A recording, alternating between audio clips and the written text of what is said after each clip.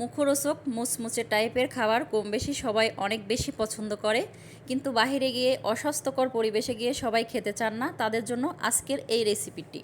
তো আমি প্রথমে ডালটা বেটে নিয়েছি, দিয়েছি এখন পরিমাণ মতো পেঁয়াজ কুচি, কাঁচামরিচ কুচি, দিয়েছি আদা কুচি, পরিমাণ মতো হলুদের গুঁড়া, স্বাদ মতো লবণ। এখন দিয়ে দিচ্ছি চাউলের গুঁড়া পরিমাণ মতো, তো খুব বেশি দেই নাই।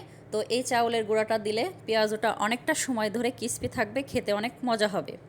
তো সব উপকরণ একসঙ্গে ভালো করে মাখিয়ে নিয়েছি।